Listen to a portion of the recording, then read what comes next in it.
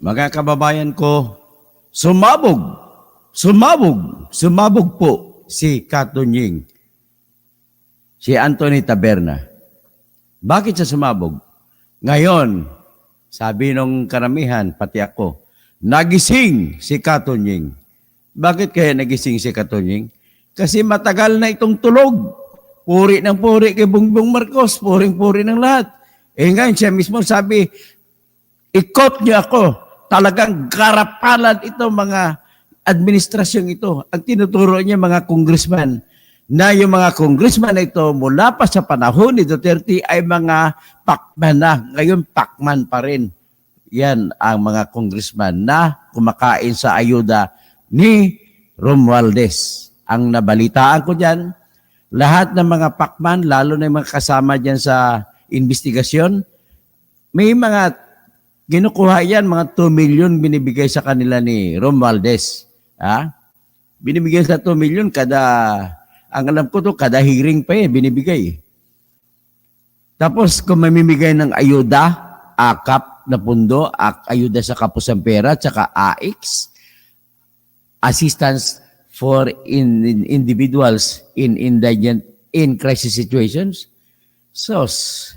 Ang lahat ng mga binibigyan na 10,000 sa kada probinsya na pinupuntahan sa ngalan ng bagong Pilipinas Servicio Fair na bibigay ng tag 10,000 maximum, 5,000 kung kursunada, ang binibigyan 10,000 na tao iniipon kada probinsya. Sa ngayon na nag-uusap tayo, nasa 21 provinces na napuntahan nila. Ibig sabihin, kung tag 1.2 billion ang gastos kada probinsya, magkano na ang nagastos? So 1 times 21, 21 billion. 2 times 21, that is, so tumatakbo sa 26.2 billion. That 26.4 billion ay na nagastos na nila. Saan ang galing yung mga pera na yun? No wonder, ang nangyari po, ay naubusan ng pera, naubusan ng koleksyon ang Pilipinas. So ngayon, para masustinin nila, kasi kailangan nila ng boto ng bayan. May panalo nila ang kanilang mga kandidato sa 2025 na senatorial elections, tsaka sa congressional elections, at tsaka sa party list elections. Yan ang importante sa mga garapal na yan. So para mapanalo, kailangan masustinin nila yung 1.2 billion kada linggo na ibibigay sa kada probinsya. Ang pagpunta sa kada probinsya, ang style nila, magpalista mga 10,000, pagdating doon, bibigyan. Itong mga uto-uto naman ng mga Pilipino, pagdating doon, papalakpak lahat kay Romualdez. Ika mo na, bakit si Romualdez ang mimigay? At bakit pati mga congressman niya kasama, congresswoman? Di ba, ayon sa konstitusyon, ang tanging magpapatupad ng ayuda ay Department of Social Welfare and Development? O bakit si Romualdez ang magpapatupad na tagagawa lamang siya ng batas? Bakit?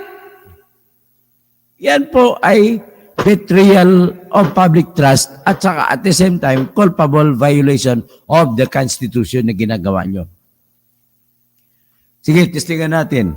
Magsampa ako ng petition for prohibition sa Supreme Court. Nabawalan ng mga congressman na mag-participate sa bigayan ng pera. Ito naman mga tao na uto-uto. Kada probinsya, binibigyan tig 10,000 kada isa o di kaya 5,000, pero kinakat pa. Palakpakan sila, palakpak. Ang galing ni Romualdez. Kung si Jerby Luis na pa magsalita, oh, mahal na poon. Iba talagang klase ito si Speaker Romualdez. Bumabaha ang ayuda. Yun, pagkatapos doon 1 linggo, bumaha ang 2nd District ng Batangas ng tubig. Maraming namatay. Yun. Mismo na ito kasi malapit po si Katunying sa mga grupo ng mga kabatan. Malapit siya kay Lisa Marcos. Malapit siya kay BBM. Ngayon, bakit siya bumuga? Sumabog siya at tahasang sinasabi, ikot niyo ako. na talagang garapalan ang korupsyon sa ngayong panahon ng admin ni Bongbong Marcos.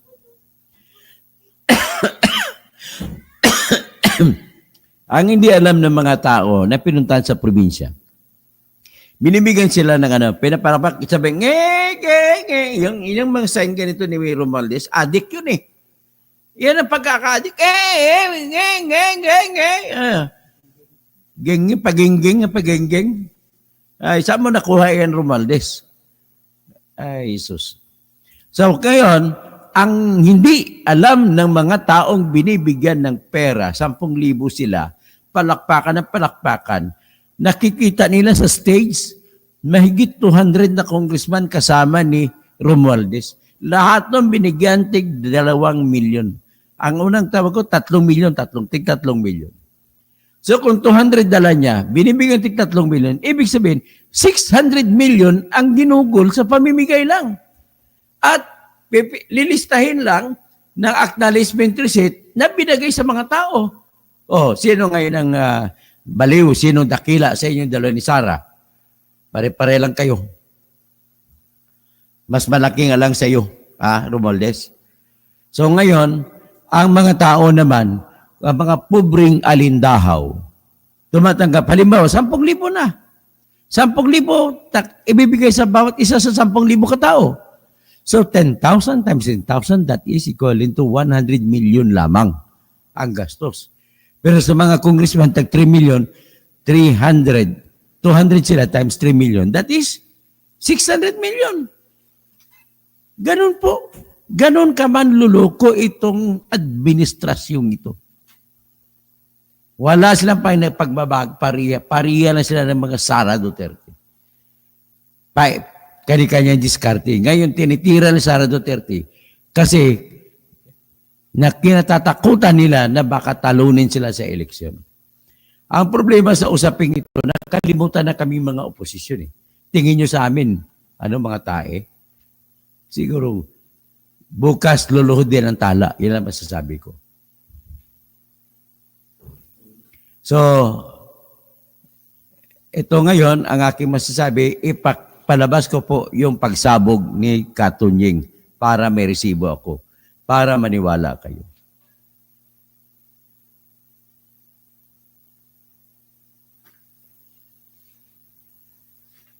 Ito, asa ba yun?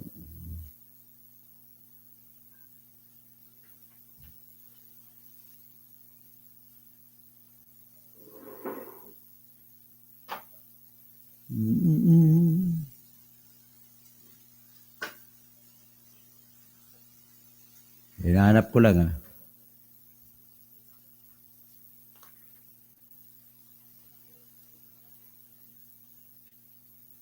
Ito.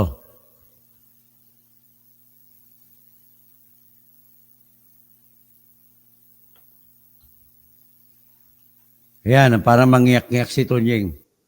Pogo, at kung ano-ano pa. Ang totoo po nun ay, patawarin ako, no? Pero, nung umpisa, medyo na-excite pa ako sa mga bagong impormasyon Pero sa totoo lang, tingin ko masyado na mahaba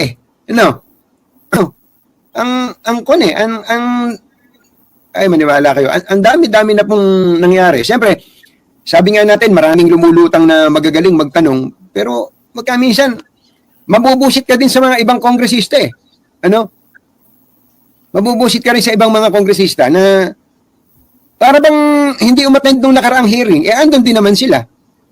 Halimbawa lang, ang isa pong babanggitin ko, yung nung nakasalang na si Alice Go kahapon, meron pong nagtanong na congressman, kapogi pa naman ng congressman. Ang pangalan po ng congressman ay Chino Almario. Bata pa makisig, magandang lalaki. Kaya lang... Bata pa, too young, yet so corrupt. Kung naalala ko si Mayor Arsenio Lacson sa pag-describe kay Councilor Ernesto Masida dati, ang tingin ng batang-bata pero kurakot. Sabi niya, so young, yet so corrupt. Ito si Almario na to. Sinasabi niya, batang-bata, gwapo. Too handsome, yet so corrupt. Yan. Parang tunog senador na rin sila. ano po sinasabi kong tunog senador? Meron kasing mga senador na meron na silang buo na konklusyon, meron na silang sariling version ng katotohanan. Pagkatapos, pagka tinanong nila yung kanilang bisita at hindi kasang-ayon o hindi swak dun sa kanila pong nabuong konklusyon, tatawagin nilang nagsisinungaling yung kanilang bisita. Ano po, mga kababayan? Ba't pa kayo nag-imbestiga? Ba't pa kayo tanong ng tanong? Alam nyo na pala yung katotohanan. Hindi po ba, mga kababayan? Ewan ko kung ako ba yun, alam mo na pala yung katotohanan, tanong ka pa ng tanong, tapos nung hindi sumuwak dun sa katotohanan na alam mo, yung isinagot ng yung resource person, sasabihin mo, sinungaling ka. Makabusit eh. Ba't pa kayo nagtanong? Tama That ka, the person- nakakabisit nga. Ang numero 1 ng gaganong style si Caraps Paduano. Mayroon na siyang detalye, alam niya na. Ba't tatanungin niya yung resource person? Sabi nga ni Katunying, alam mo na pala sagot, ba't ka pa nagtatanong? Tapos ang inahabol mo lang, i-contempt mo lang. Para kung magsinungaling, kung ibang sagot, i-contempt mo, ikulong mo. Si boy contempt ito, wala naman itong kurakot din ito sa mga projects. By the person named Shane Yan, tingnan mo si Almario, Chino Almario. Drugs, pogo, at kung ano. Dagdag pa tayo isa pang kan. Sinabi ni Katonying, pakinggan niyo pa rin ito. Tanong, ako ba ay naniniwala na garapal ang katiwalian sa pamahalaan sa ilalim ng kasalukuyang administrasyon? I-quote niyo po ako dito. Ako ay naniniwala na garapal ang katiwalian sa pamahalaan sa ilalim ni Pangulong Bongbong Marcos ngayon. Sasabihin ko po sa inyo yan. Oh, sige, sabihin mo ulit. Garapal. Oh, yan sabihin mo ulit. Kaya, kung meron man pong dapat na umaksyon dito, dapat si Pangulong Bongbong Marcos. Si Pangulong Bongbong Marcos should act immediately. Ngayon na. Dapat magsalita si Pangulong Bongbong Marcos tungkol sa mga porsyento ng mga congressman, pati ng mga senador sa mga government projects. Okay, sino yung senador? Sino mga congressman? Magkano porsyento? At anong mga project ang involved? Yan ang gusto ko malaman sa iyo, Katonying. Pagka hindi nagsalita si Pangulong Bongbong Marcos Jr. dito, gusto kong sabihin, kinukonsinti niya ang katiwalian sa pamahalaan. Pero ngayon po, garapal po ang katiwalian sa pamahalaan.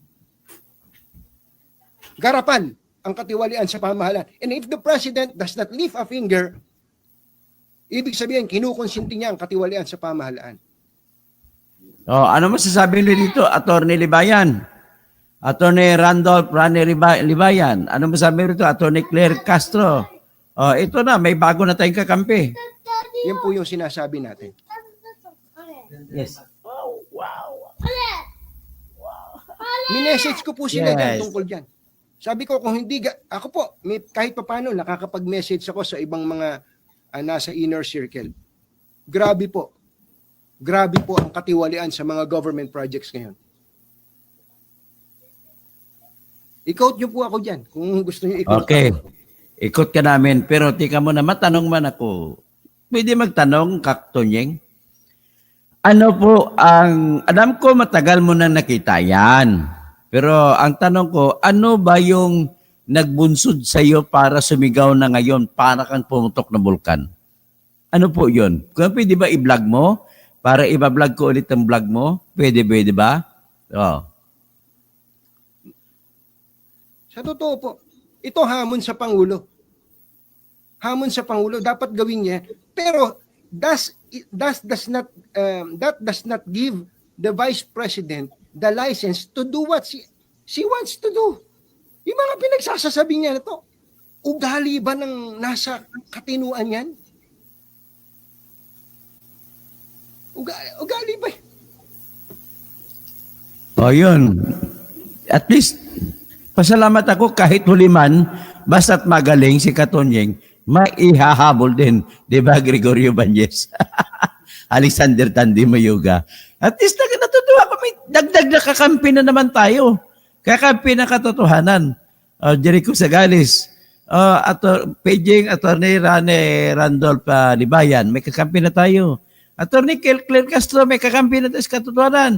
Bad, Blackcasteral man din. Si Attorney Insurrecto, kami sa aming bunyog. May kakampi na tayo. Si Kakolex ni Suliman. Ito, si Crisanta Pokita. Kakaiba talaga ito mag-vlog si Engineer Toto kasi hindi mo alam kung saan papanig, may sariling mundo. Ang pinapanigan ko lang po katotohanan sa katarungan, Crisanta.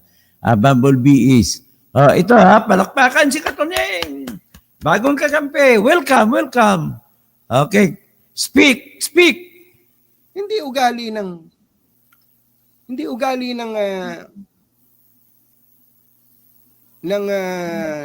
mataas na opisyal ng pamahalaan yan. Hindi po, opo.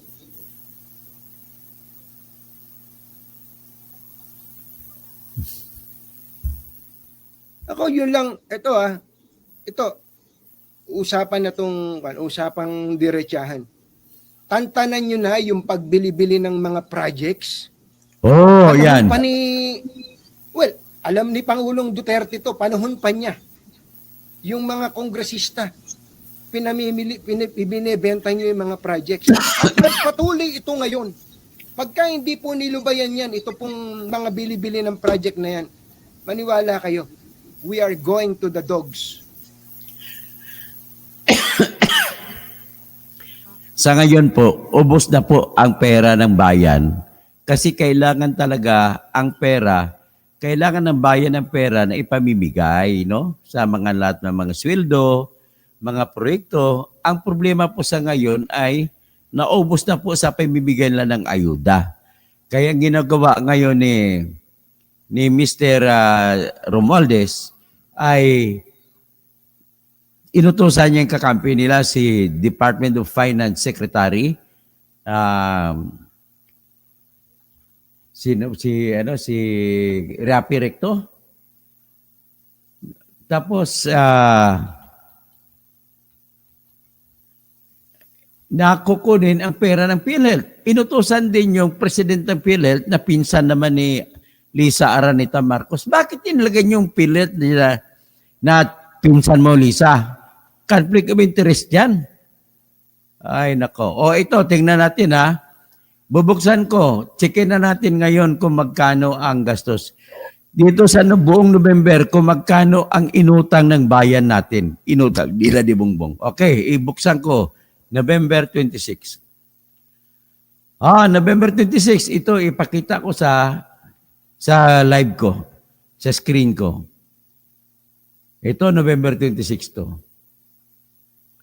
Nakita ninyo kung magkano? Ayan, palakihin ko. Ang umutang ang gobyerno natin ng 15 billion pesos noong November 26. Ito ay may original na issue date. Ibig sabihin, inisi ulit, walang bumili nung una. So, binenta ngayon ulit, November 28, 2024. Ang rate ng interest ay 6.5% per annum. Pero, ang kanyang maturity ay May 19, 2029. So, that is 5 years from now. So, 5 years ang maturity. So, yan po ang ginagawa ng gobyerno natin, nangungutang. Isa yan itong November 26, 15 billion ang inutang. So, tingnan naman natin ang inutang sa kasunod na petsa. Noong November 25, umutang ulit. Umutang pa ng earlier. Yan. Kabuwang utang ay 15 billion. Nakita nyo ba? Yan, 15 billion. So, November 26, 15 billion. November 25, 15 billion. So, 30 billion sa 2 araw. Ganun po ginagawa nila. So, tingnan natin, ano pang ibang araw na pangungutang nila. November 18, ito. November 18, tingnan nyo kung magkanong inutang naman ng gobyerno ni Bongbong Marcos. Ayan. 20 billion. So, 20 billion plus 30, 50 billion ng utang. Sa November 18 lamang, November 25, at November 26. So, ito pa. Sa November 12. Ayan, November 12. Tingnan natin ang inutang kung magkano. Ayan, 15 billion din ulit. Ayan, 15 billion ang inutang. So, 50 plus 15, 65 billion na. So, ito, dagdagan pa natin. At least nakita ninyo kung gaanong pag-utang ni Bongbong Marcos, ha? Ito, November 11. 20 billion ulit. Ayan. Nakita nyo, 20 billion? 65 plus 20, 85 billion na ang utang. Ngayong November pa lang yan, ha? Ito naman, tingnan naman natin sa November 4. Ayan, November 4. Ang utang na November 4, 20 billion ulit. So, 105 billion ang inutang ng gobyerno ni Bongbong sa panahon ng November 2024. 105 billion pesos. Sa susunod na buwan, 105 ulit. Utang na tayo ng utang. Iyan po ginagamit nila sa mga ayuda-ayuda nila, sa mga project na sinasabi ni Tunying na pinupunduhan para mabigay sa mga magtatakbo sa eleksyon ng mga congressman. Tingnan naman natin po yung nangyari sa October. Magkano inutang na ng October? Tingnan natin. October 29, magkano inutang? Ayan, 15 billion, October 29. So nakita ninyo, 15 billion? Ayan, October 29. Sunod, tingnan naman natin, ang kasunod ang mas magang petsa. So, October 29 yan. So, October 28, magkasunod 2 araw ang nautangan. Grabe.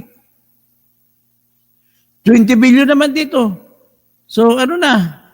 Ano ba kadet? 15 billion? Ito, 20 billion. October 28. Balik mo na ko 29. Kung magkano ba inutang. So, 15 plus 20, 35 billion na. 28 at 29 nang na October lang. Sa October 21, 35 plus, ito naman 20. 55 billion na naman ang utang na ngayon kasi 20 billion to. Anak ng waiting, puro na lang. So, 55. Tapos dito naman sa October 15. 15 billion. So, 55, 60, 70 billion na sa October, ha? Tapos, October 15. October 15, 15 billion, 85 billion na. Grabing utangan ito, ha? 85 billion. Anong pizza yan? October 15. October 14, tingnan natin. 20 billion, 105 billion na. So, October, 105 billion. Tingnan natin ulit sa kwan.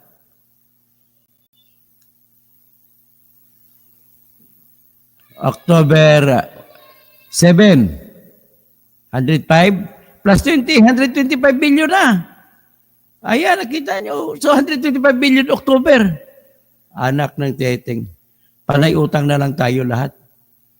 October 7 yan. Tapos, October 1. October 1, 15 billion. So, 120 billion lahat sa October. So, yan lang. Hanggang October lang po ipapakita ko sa inyo. Hindi ko pinapakita yung September, August, July, hanggang sa January. So, nakita nyo na? Nakita nyo na kung gaano kagaling ang gobyerno ni Bongbong. Iyan ang pruweba. Basta nangungutang, ibig sabihin po, walang kwentang gobyerno yan. Ang koleksyon, mababa ang koleksyon. Mangungutang ang bayan kung mahina ang koleksyon po. Okay? So, andyan na lang. Hanggang dyan na lang tayo. Tandaan nyo si Katonyeng. Nagbago na po si Bakatonyeng. Welcome to the club. To the club of truth. So, matatawag na ko, Rosel Chowa. Kasama pala yan si Kibuloy, no? Ruel Kagbay. Nimro the Great. Bote attorney, nilabas mo yun. Ayos sana kung lahat ng Pilipino nabigyan kaso. Mas malaki ang kinukurakot nila, dinadahilan ng mga mahirap. Rosel Chowa, pag nakita ano kaya minsayan, Jenke Amantillo, nagbunsod si Katonyeng, pera pa rin. Sana noon pa, accomplish ka pa. Lex Olin, magandang hapon, Dr. Engineer Toto. Tapos Tony Villeta, Tony Toto, nakaka-insulto nga naman nang i-declare ng COMELEC na nuisance candidate daw kayo. Pero ano naman ang tawag kay Sara Duterte, disaster candidate? Wow, ang galing! Mango, yan ang epekto ng isang welfare state. Puro ayuda at ginagawang tamad mga tao. Tanggapin ang ayuda, boto ang kursunada. Tapos titi gas, demolition job na ito. Sino nag-demolish? Sino dinidemolis? Puro naman katotohanan sa akin, ay ko lang kay Katonying. Totoo ba siya sabi ni Katonying? Presperes, wala sa 1% ang 125 ni BP. Wala, kasi bilyon eh. Bilyon. Kay Sara, 125 million. Ito, bilyones. 105 billion sa November. Sa hindi pa tapos sa November, dadagdagan pa yan. 125 naman sa October na bilyon ang inutang. So, Regent Ford, magandang hapon. Attorney Kausing, Jesse Noarbe, Donald Smith, Godingan. Mas mabuti lahat itong Pilipinos ibebenta na para maialis sila. Tayo sabay-sabay. Pero mo, hindi pa kasama yung utang ng October at November. Ang utang na kalista is 15.89 trillion. So kung magiging dalawa, mahigit 16 trillion ang utang natin. Nako. Maria Cuatres, Tessie Lee, Polo Carpio, Presperes, nag-ipon po sila para sa kanilang future. Nudes, Medelio, Feliminiano, June pala. Vlog mo din si Kokoy at Piatos. Vlog ko sa sunod si Kokoy Villamin, at saka si Piatos. Pero 125 million ang kinain nila. Mas malaki ito. At na 230 billion ang kinain sa 2 buwan. Iba de Melin, Del Mindo, okay lang kung pera para sa bayan. Francisco Pascual, Bunyog Incorporated, kasi siya kapatid ni Marcoleta. INC pala, hindi Incorporated. RB Rev, di ba, na-disbarba na yan si Toto Kausing dahil sa katangahan niya. Ay, hindi po ako tanga. Nakipaglaban ako laban sa korupsyon. Kasi hindi nyo kursunada ang panlakawan ko. Kaya gano'n yan. Whatever you say, that amounts to nothing. Nothing but whispers of the desperate. So, Jose Nelson Morales, bakit nung panahon ni Digong, wala ka masabi, maraming korupsyon? Hindi pa ako vlogger noon, panahon ni Digong. Kayo lang ako naging vlogger. Riamor, Bot Kausing, for Chief, Barangay Tanod. Okay. Talagang mga galit at mga BBM tsaka madidiis talaga. Pinupulikat nila ako. Domingo, N. Bosiron, Senior, Titigas, Sebastian Sartin Gonzaga. Magandang hapon po, Sir Senator Toto Kausing. Riamor, but ayun naman si Riamor, galit na galit sa akin. Wag na kayo makinig kasi yung paborito ni BBM tsaka si Didiis, titirahin ko yan. Susan Ariola, bakit ngayon ka lang magsalita? Dinobli na Duterte ang utang ng Pilipinas. Tumigil ka nga dyan. Ito man isang maka-BBM na loyalista, wala talagang kwenta. Ang mga taong naggumigiba sa Pilipinas ay yung mga loyalista. Kasi alam na nila na mali na, kita ang ebidensya na mali na, sige pa, kayo na sige palakpak. Si Lorna Makawili, gandang hapon po. Micaela Alpon, Rumble BS. Sabi nga ni Kapersi, lapid, kilan kaya mano ang pagsisisi sa huli? So gagawin ng tama sa una. Yan ang palagi sinasabi ni Bayaning si Kapersi, palagi sa kanyang programa. Roselier Cruz, Kabsat. Naimbaga Malim, Kabsat, Jinke Amantillo, Pinay Americana, Marie Santos, Danny Duag, Presperes, Mayapagat Panapon sa mga kabalin ko, Katarin Siro, nagkakasayad na. Presperes si Dr. Kausin, nasa gitna po siya. Sir, Bad is the best all vlogger. Anggit naman ako kay Bad. Pinaka-the best pala si Bad. Wonder Mike, si Karaps palaging galit kapag hindi swak. Si Karaps, ang hawak style niya, May hawak na siyang informasyon. Alam niya ng totoo. Ba't nagtatanong ka pa kung alam ng totoo? Hindi na investigasyon yun. Catherine Silo, Bumblebee 5. Bless po ba sa Panginoon ng isa pang kurap? Kurap ba yun sino? Si Katunying? Si Santo Pokita. Kakaiba talaga ito mag-vlog si Jericho Toto Kausing, Pres Perez, Jericho Zagales, Polo Carpio, tapos Gregorio Bañez, Alexander Dandy Mayuga. Hindi ba pinagtutulungan nyo noon si Leni Robredo? Siya na walang bahid ng korupsyon. Sa katiwalaan, hindi katulad nung Fentanyl overload at cake. Oo nga, pinagtulungan nila Medel Pabro. Ang tapang ni Katunying pero tahimik sa panahon ni Duterte. Pagbigyan nyo na, total at least kakampi na natin sa ngayon. Don Dino Balbon. Balimbing ka pa rin. Ang tawag natin sa kanya, ex-BBM. Ha? Ex-BBM. Ako ex-lawyer. Sanchez, tingnan bukas sa Quadcom kung may makontempt at ikulong agad sa Muntinlupa para hindi sumunod si Piatos. Hindi po nila pwedeng i-contempt si Sara. Bakit po? Kasi Vice President siya, hindi sasaklaw ng House of Representatives. Ang pwede nila i-contempt yung hindi Vice President, hindi Senador, at hindi Congressman, at hindi Presidente. Yun lang pwede nilang i-contempt. So, Nila Brizo, totoo yan, maraming kurakot ngayon. Pres Perez, dating kaplos ni Katunying, si First Lady, Ani Gonzales, good afternoon, Toto Kasing, Mike Salazar, nakikisabay naman itong balimbing na to, hayaan mo ng balimbing, basta kumampi na sa tama. Ani Manzano, Wonder Mike, Rolando, Juanito Salesa, basta pamilya namin, ilang kaibigan, bubuto sa iyo, salamat po. So, Titi Gas, Pugo daw, Duterte Legacy, Bumblebee 5, dapat tayo at least nagbubunyin ako ngayon, kakampi na natin, nabawasan na naman ang kampo ng kasamaan. At ang kampo ng kadiliman ay wala parang kakampi. At sa kampo na ng kabutihan, sila sumama. Si Rosel Chua, si Nimrod the Great, buti attorney, nilabas mo yan. Ayos sana kung lahat ng Pilipino nabigyan, kaso malaki ang... Okay, Lex Olin, Nela, Ninit Soriano, Bono Yuto, Michael Alpon, Lourdes Bali, Dude Masorte, Pyra Lucas, Diyos mio, si Tonying lunisan mo na sa niya, sarili niya. Linisin mo na sarili niya bago mag-akusa, kulang siguro binigay. Land grabber, rekat, yan ang mga lupang kinuha sa mga katutubo. Kulang siguro mga binibigay.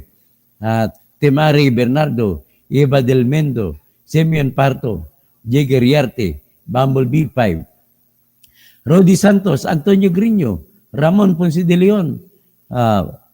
Paano di mangungutang, attorney? Laki binabayaran natin. At least nakita nyo yung utang natin. Ako hindi nasasalita na kwento lang. Nakita nyo ang utang natin. Hindi bumababa sa 120 billion kada buwan. So kung 10 buwan, that is 1.2 trillion. Grabe. Si Pres Perez, si Atty. Glinchong, wala pa sa katotohanan. Mekoy, kakamping sa imong putipot. Kumamping ka na sa amin, Mekoy. Teresa Berina, James Cabigas, Erlinda Sarmiento, Genciano Pelayo. May toyo kasi sila, alam may mali sila, okay pa sa kanila, Erlinda Sarmiento, Ramon Ponce de Leon, Nancy Sinisa, Angelita Cruz, Regine Ford, nagsasabi na ng katotohanan si Atty. Kausing, Sabkyo, John Primavera, George Lacoen, Estrelito, Jose Salvar, at Dilip Belinda ito. So, Casyong Provinciano, go lang, Senator Toto, magkakaisa ang kakampings para sa mag-three-corner fights. Dapat palakasin natin ang mga pink, di ba? Rimor Nibal, magandang tanghali at watching from La Union.